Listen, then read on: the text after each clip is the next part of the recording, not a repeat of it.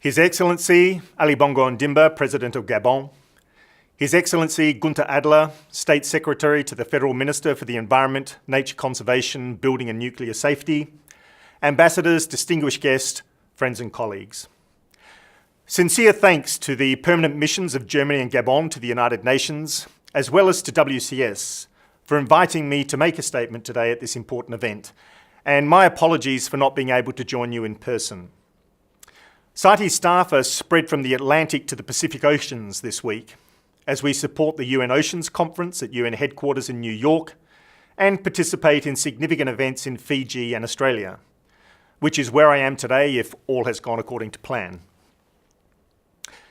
It is accepted that the industrial-scale illicit trafficking in wildlife witnessed in recent years is driven by transnational organised criminals and sometimes rebel militia. They target high-value species without regard for wildlife or people's lives. They corrupt local officials, recruit and arm local poachers, create insecurity, and propel local communities into a poverty spiral. The severe impacts this highly destructive illegal trade has on achieving sustainable development is now widely recognised, as is reflected in the outcomes of Rio+20, the landmark 2015 UN General Assembly resolution, the UN Sustainable Development Goals, and the outcomes of last year's CITES COP17. And we express our deep thanks to the co-chairs and the group of friends in New York for what you have done in entrenching this issue on the UN agenda.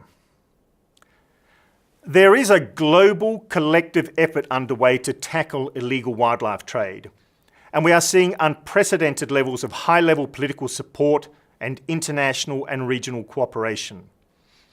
We now have more mandates on tackling illegal wildlife trade than we could ever have imagined just 6 years ago, coming from the UN General Assembly, CITES, the UN Crime Commission, the UN Environmental Assembly, the GEF, Interpol, and the World Customs Organization.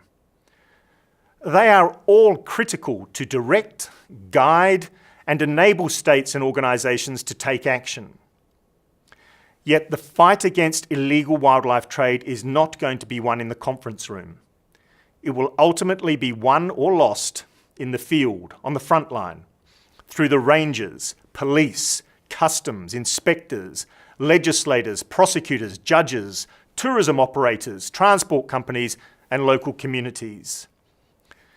We believe that action in the front line must be our focus going forwards, and frontline action is well underway.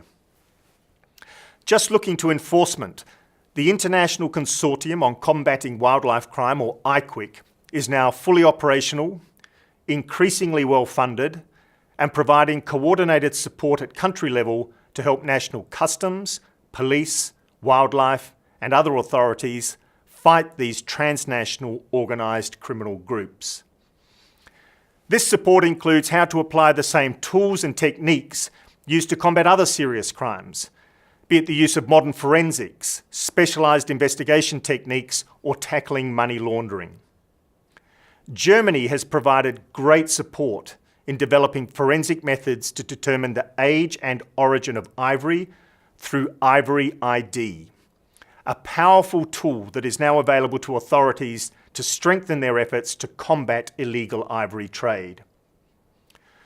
Over the past 3 months, I have seen firsthand what is happening in Kenya through community engagement in the Northern Rangelands Trust, where due to these efforts, elephant poaching is down by 50% and no rhino had been poached in 4 years.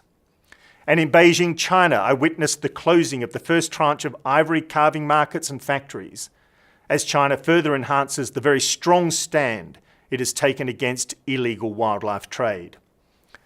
Through an initiative of His Royal Highness, the Duke of Cambridge, the transport sector is now engaged, with over 50 transport companies signing a pledge to tackle actions or to take actions to combat illegal wildlife trade, which is captured in the Buckingham Palace Declaration.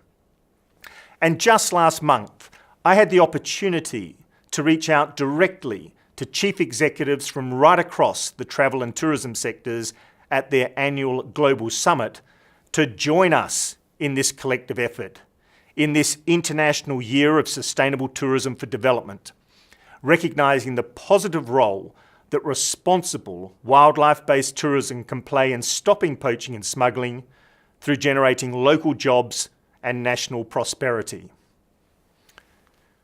Bold decisions were taken on tackling illegal trade in wildlife at CITES COP17, held in Johannesburg, South Africa last year.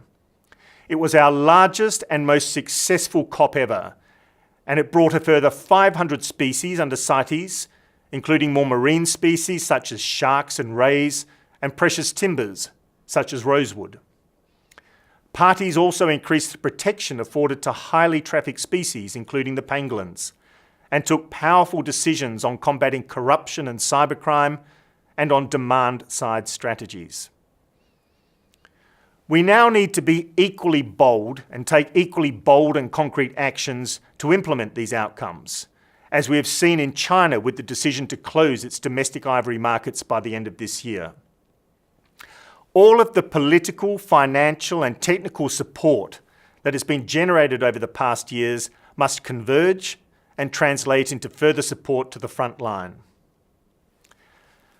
We are convinced that if we persist with our collective efforts, just a few examples of which I've highlighted today, we will end the surge in illegal trade in wildlife experienced over recent years.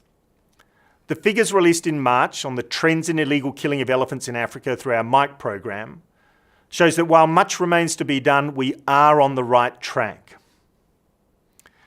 Excellencies, colleagues, this year may present an opportunity to keep the political spotlight firmly on the issue by capturing all that has happened since 2015 in an updated but equally powerful UN General Assembly resolution.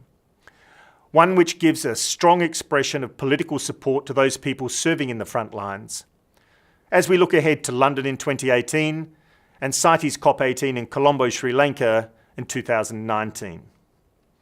Thank you very much, and I wish you well for the rest of today's event.